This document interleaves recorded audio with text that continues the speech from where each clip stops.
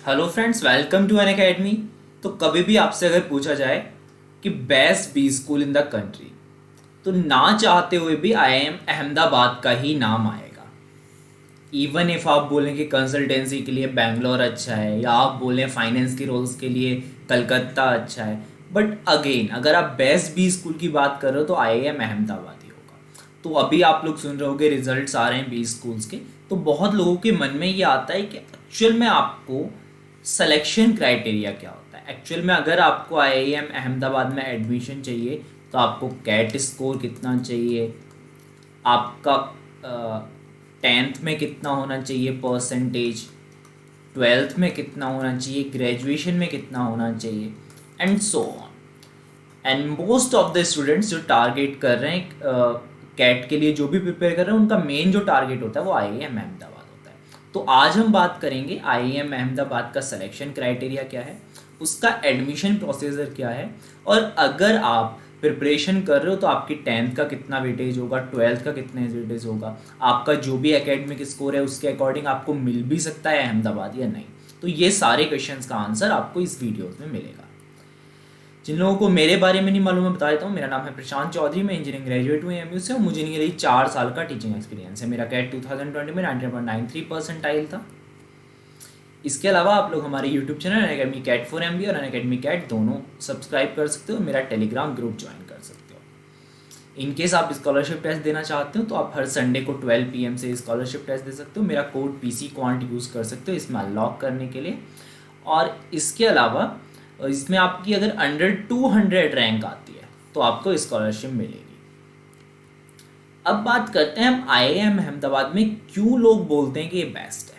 Actually क्या है, जितनी भी आपकी रैंकिंग्स होंगी ना, तो मोस्ट ऑफ देम में आपको जो नंबर 1 पे मिलेगा वो आईआईएम अहमदाबाद ही मिलेगा। और यहाँ पे लिखा है ना अमंग ऑल आईआईएम, तो मैं बोलूँगा among all B schools of the country. Even if आप अदर कॉलेजेस को भी इंक्लूड कर लें तो भी आपका आईआईएम अहमदाबाद फर्स्ट पे ही रहता है।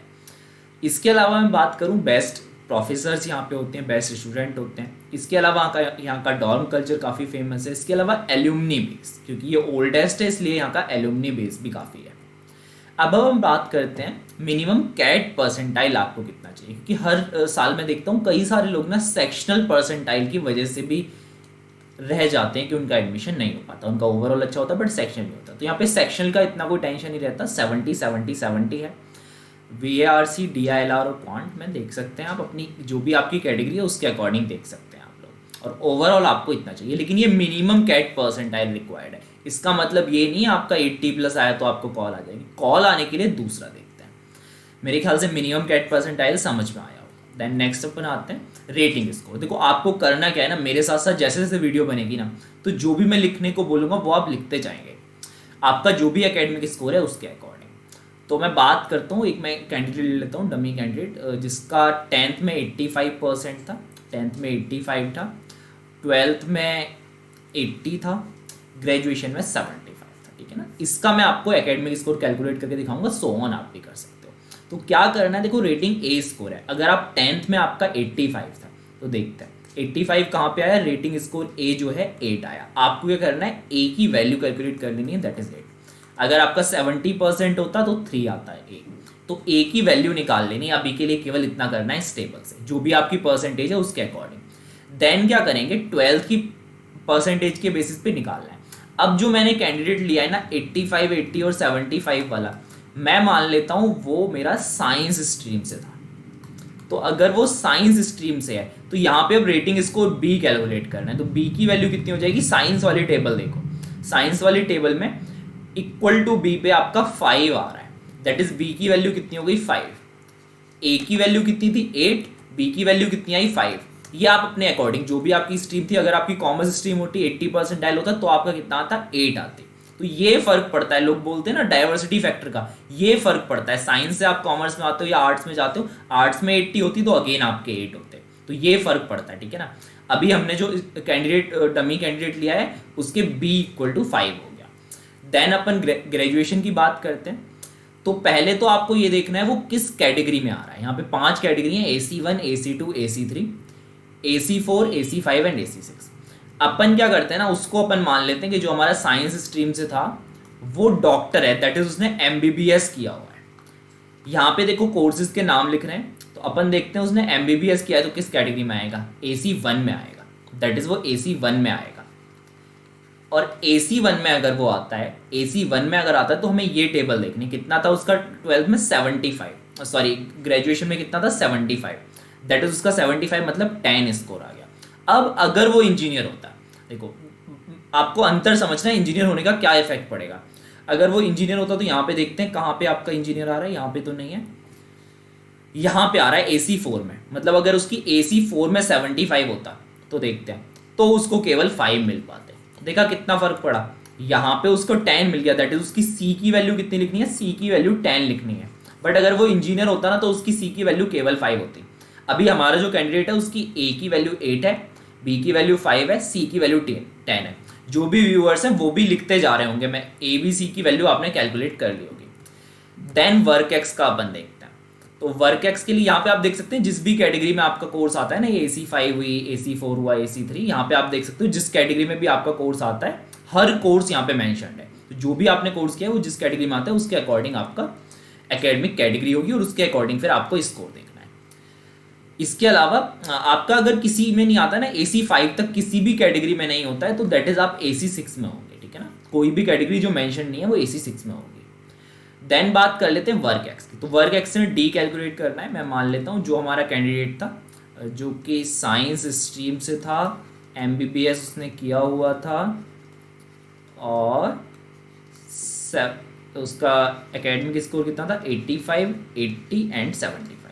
वर्क एक्स में मान लेता हूँ इसका 18 मंथ्स है। वर्क एक्स कितना है 18 मंथ्स। तो देखो वर्क एक्स पे कैसे पॉइंट बनेंगे, अगर लेस देन 12 मंथ्स है तो 0 मिलना है डी की वैल्यू, अगर ग्रेटर देन 36 से 5 मिलना है। लेकिन अगर 12 से 36, इसीलिए मैंने 18 लिया है, तो आपको मल्टीप्लाइंग फैक्टर कितना है 0.2, ऐसे निकालना है 0.2। Number of months of experience कितना है 18 माइनस 11, 18 माइनस 11 कितना है 7, 7 इंटू 0.2 दैट इज 1.4। तो डी की वैल्यू कितनी आ गई, डी की वैल्यू आ गई 1.4। सिमिलरली आपको जो भी आपका होगा निकाल लेना है। देन आपको एप्लीकेशन रेटिंग स्कोर निकालना है AR कैसे निकालेंगे, सबको ऐड कर देना है, that is A plus B plus C plus D। देखो मेरा A का स्कोर 8 था, B का 5 था, C का 10 था, D का 1.4 था।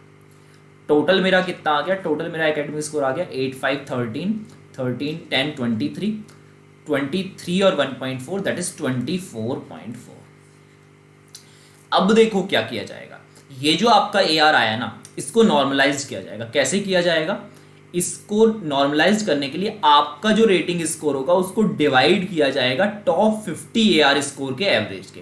जो भी टॉप 50 का एवरेज होगा ना उससे डिवाइड कर दिया जाएगा इसको। आपसे अगर आपका टॉप 50 में आ रहे हैं दैट इज आपका अच्छा होने वाला है, वरना तो बुरा होने वाला है। उससे डिवाइड कर दिया जाएगा एंड देन कैलकुलेट किया जाएगा। ये तो एप्लीकेशन रेटिंग स्कोर हो गया, ये तो एप्लीकेशन रेटिंग स्कोर हो गया जिसको अपन AR बोलते हैं। देन आपका क्या होगा, देन आपकी जो स्टेज 1 की शॉर्ट लिस्टिंग होती है ना, दैट इज जो PI के लिए शॉर्ट लिस्ट होंगे, PI वेट जो होता है उसके लिए जो शॉर्ट लिस्टिंग होगी उसमें क्या होगा, आपका कंपोजिट स्कोर कैलकुलेट किया जाएगा। वो कैसे किया जाएगा, आपका उसमें जो एप्लीकेशन रेटिंग स्कोर निकाला है ना अब तक AR जो मैंने निकाला है उसका 35% वेटेज होगा। दैट इज क्या होगा, जैसे मैंने AR यहाँ पे निकाला कितना है 24.4, तो 24.4 को तो 35% वेटेज दिया जाएगा, दैट इज 0.35 से मल्टीप्लाई किया जाएगा, है ना। यहाँ पे डिवाइड भी करना होगा उससे। और देन इसका जो ओवरऑल स्कोर होगा ना कैट का, जो कैट का स्कोर होगा उसको 65% वेटेज दिया जाएगा, ठीक है ना। यहाँ पे आपका कैट का स्कोर होगा। मेरे ख्याल से समझ में आया होगा, ये आपका कंपोजिट स्कोर कैलकुलेट होगा और इससे आपकी स्टेज 1 की शॉर्ट लिस्टिंग होगी।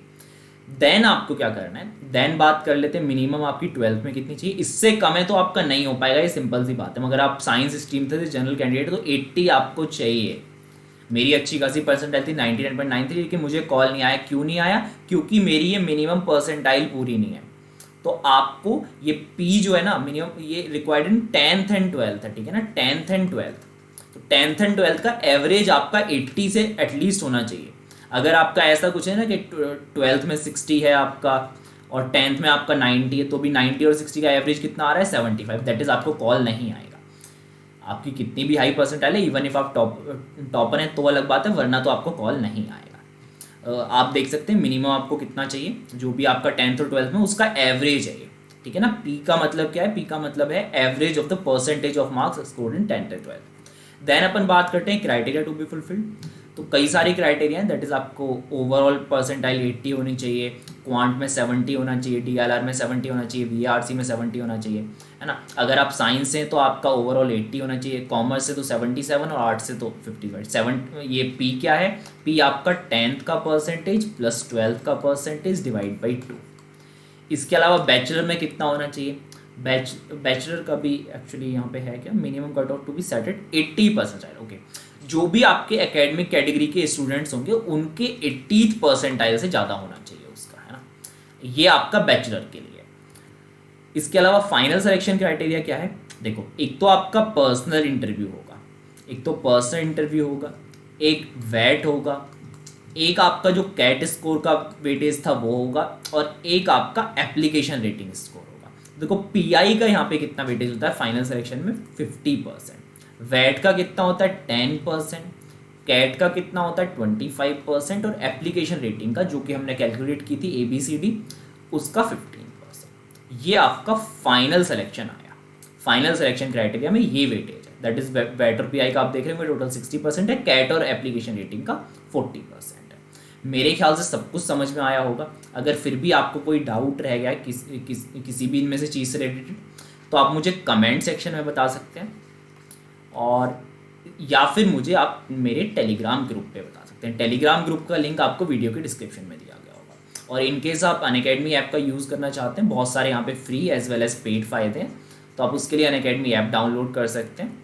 और अगर आप कैट की प्रिपरेशन कर रहे हैं, क्योंकि ये तो मैंने बता दिया आपको IIM अहमदाबाद जाने के लिए चाहिए क्या, लेकिन उसके लिए प्रिपरेशन करनी पड़ेगी, और प्रिपरेशन करने के लिए आप अनअकैडमी का प्लस सब्सक्रिप्शन ले सकते हैं। आपका अगर आप अनअकैडमी का प्लस सब्सक्रिप्शन ले सकते हैं तो आपको मोर देन 1 कोर्सेज मिल जाएंगे जो कि स्ट्रक्चर्ड वे में आपको पढ़ाया जाएगा। और यहाँ पे आपको अदर कोचिंग्स की तरह नहीं होता, यहाँ पे बहुत सारे अवेलेबल ऑप्शंस होते हैं। दैट इज़ आपको क्वांट पढ़ना है तो क्वांट आपको नंबर सिस्टम अलग टीचर से पढ़ना है, ज्योमेट्री अलग टीचर से पढ़ना है, आपको अपने टाइम आप वर्किंग है तो आपको लेट नाइट में पढ़ना है।